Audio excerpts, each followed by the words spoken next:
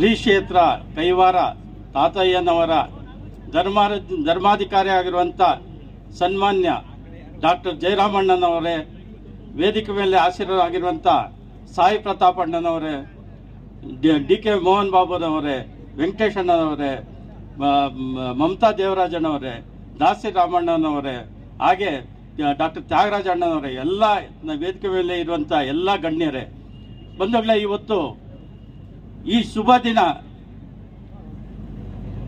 555ನೇ ಶ್ರೀ ಜಯಂತಿಯನ್ನು ನಾವು ಇವತ್ತು ಕೃಷ್ಣಾಜಪುರದಲ್ಲಿ ಆಚರಣೆ ಮಾಡ್ತಾ ಇದ್ದೇವೆ. ಬಹುಶಃ ಇದು ಕರ್ನಾಟಕದಲ್ಲಿ ಮೊಟ್ಟ ಮೊದಲನೆಯ ಜಯಂತಿ ಅಂದ್ರೆ ತಪ್ಪಾಗಲಾರದು. ಅನೇಕ ರಾಜ್ಯಗಳಲ್ಲಿ ಇವತ್ತು ಮಠ ಮಾನ್ಯಗಳು, ಗುಡಿ ಗೋಪುರಗಳು ದಕ್ಷಿಣ ಭಾರತದಲ್ಲಿ ಅದರ ವೈಭವವನ್ನು ಮೆರಿತಾ ಇದ್ದಾವೆ. ಇವತ್ತು ನಾವು ಆ ವೈಭವವನ್ನು ನೋಡುತ್ತಾ ಇದ್ದೇವೆ ಅನ್ನೋದಕ್ಕೆ ಏಕೈಕ ಕಾರಣ ನಮ್ಮ ಮುಂದೆ ಇರುವಂತ ಶ್ರೀಕೃಷ್ಣ ದೇವರಾಯರ ಕೃಪೆ ಅಂತ ಹೇಳಿದ್ರು ತಪ್ಪಾಗಲಾರದು.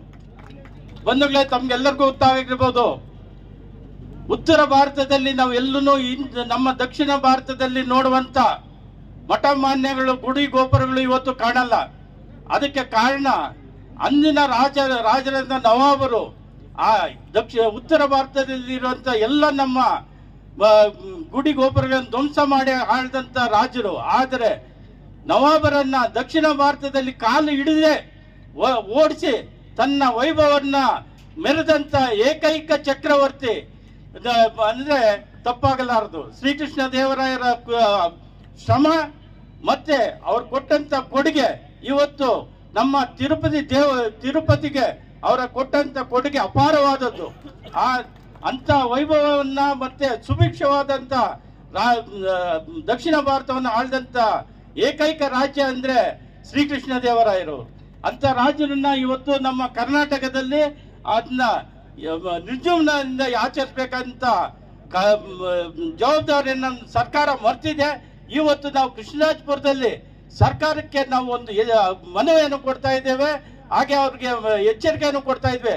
ಮುಂದಿನ ದಿನಗಳಲ್ಲಿ ತಾವು ಬೇರೆ ಎಲ್ಲ ಜಯಂತಿಗಳನ್ನು ಮಾಡ್ತಾ ಇದ್ದೀರಾ, ಅದಕ್ಕೆ ನಮ್ದು ಏನು ಅಭ್ಯಂತರ ಇಲ್ಲ.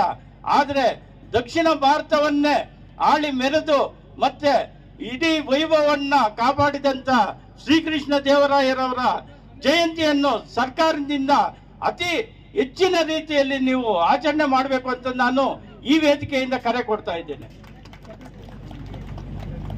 ಬಂಧುಗಳೇ, ತಮ್ಗೆಲ್ಲ ಗೊತ್ತಾಗಿರ್ಬೇಕು, ವಿಜಯನಗರದ ಸಾಮ್ರಾಜ್ಯದಲ್ಲಿ ಇವತ್ತು ನಾವು ಬೀದಿಗಳಲ್ಲಿ ಏನು ತರಕಾರಿಯನ್ನು ನಾವು ತಕ್ಕಡಿಯಲ್ಲಿ ಮಾರ್ತಾ ಇದ್ವೋ, ಆ ರೀತಿ ಅಂದಿನ ಕಾಲದಲ್ಲಿ ವಿಜಯನಗರದ ಸಾಮ್ರಾಜ್ಯದಲ್ಲಿ ನಾವು ವಜ್ರ ವೈಡೂರ್ಯವನ್ನ ಸೇರೆಗಳಲ್ಲಿ ಆಳ್ತಾ ಇದ್ದಂತ ಚಕ್ರವರ್ತಿ ಕಾಲ ಅಂದ್ರೆ ಅದು ಶ್ರೀಕೃಷ್ಣ ದೇವರಾಯರ ಕಾಲದಲ್ಲಿ. ಅಂತ ವೈಭವ ಮತ್ತೆ ನಾವು ಎಂದು ನೋಡಕ್ಕೆ ಸಾಧ್ಯ ಇಲ್ಲ. ಹಾಗಾಗಿ ಶ್ರೀಕೃಷ್ಣ ದೇವರಾಯರನ್ನ ನಾವು ಮತ್ತೆ ಇಡೀ ದಕ್ಷಿಣ ಭಾರತ ಇವತ್ತು ಸ್ಮರಣೆ ಮಾಡುವಂತ ಕಾಲ ಇವತ್ತು ನಮ್ಗೆ ಒದಗಿ ಬಂದಿದೆ. ಅವ್ರನ್ನ ನಾವು ಪ್ರತಿ ವರ್ಷ ಅತಿ ಹೆಚ್ಚಿನ ಸಂಖ್ಯೆಯಲ್ಲಿ ಅವ್ರನ್ನ ಆಚರಣೆ ಮಾಡಬೇಕು, ಅವ್ರ ಸ್ಮರಣೆ ಮಾಡಬೇಕು ಅಂತ ನಾನು ಕೇಳ್ತಾ ಇದ್ದೀನಿ.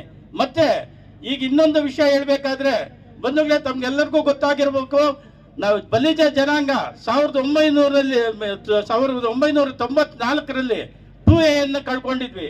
ನಾವು ಮೊದಲಿನಿಂದ ಎಲ್ಲಾ ನೋಟಿಫಿಕೇಶನ್ ನಾವು 2A ನಲ್ಲಿ ಇದ್ದೀವಿ. 2A ನಲ್ಲಿ 3 ಪಂಗಡ ಇದೆ, backward, more backward and most backward ಅಂತ. ಆದ್ರೆ ನಾವು ಎಲ್ಲಾ ನೋಟಿಫಿಕೇಶನ್ಸ್ ಅಲ್ಲಿ ಮೋರ್ ಬ್ಯಾಕ್ವರ್ಡ್ ಅಲ್ಲೇ ಇದ್ದೀವಿ. ಇವತ್ತು ಆ ನೋಟಿಫಿಕೇಶನ್ ಅಲ್ಲಿ ಮೋರ್ ಬ್ಯಾಕ್ವರ್ಡ್ ಅಂತ ಇದ್ದೀವಿ. ಆದ್ರೆ ನಮ್ಮ ರಾಜ್ಯ ಸರ್ಕಾರ ತನ್ನ ಸ್ವಾರ್ಥಕ್ಕೋಸ್ಕರ ಕೆಲವು ರಾಜಕಾರಣಿಗಳನ್ನು ನಮ್ಮನ್ನ 1994ರ 2A ಇಂದ ತೆಗೆದು 3Aಗೆ ಹಾಕಿದ್ರು. 1 ವರ್ಷದ ಕಾಲ ತೆಗಿಬೇಕು ಅಂತ ತೆಗೆದ್ರು. ತದನಂತರ ಎಂದೂ ನಮ್ಮನ್ನ 2A ನಲ್ಲಿ ಮುಂದುವರಿಸಿಲ್ಲ. ಆದ್ರೆ ನಾವು ಅದಕ್ಕೆ ಹೋರಾಟ ಮಾಡಿ 1910ರಲ್ಲಿ ಇದೇ ಕಾಲೇಜ್ ಮೈದಾನದಲ್ಲಿ ಪ್ರಥಮ ಬಾರಿಗೆ ಸುರೇಂದ್ರ ಬಾಬು, KT ರಾಜ್ಕುಮಾರ್ ಮತ್ತು KR-ಪುರದ ಯುವ ಮಿತ್ರರು ಮತ್ತೆ ನಾವು ಸಹೋದರರು ಇದೇ ವೇದಿಕೆಯಲ್ಲಿ ಮೊದಲ ಬಾರಿಗೆ ನಾವು ಒಂದು ಸಮಾವೇಶನ ಆಚರಣೆ ಮಾಡಿದ್ವಿ. ಆ ಸಮಾವೇಶ ನಂತರ ಮುಂದಿನ ವರ್ಷ ನೀವು ಕೇಂದ್ರ ಸಂಘದವರು ರಾಜ್ಯ ವ್ಯಾಪ್ತಿಯ ಒಂದು ದೊಡ್ಡ ಸಮಾವೇಶ ಮಾಡಬೇಕು ಅಂತ ಕರೆ ಕೊಟ್ವಿ. ಆದ್ರೆ ಅದು ನೆರವೇರಲಿಲ್ಲ.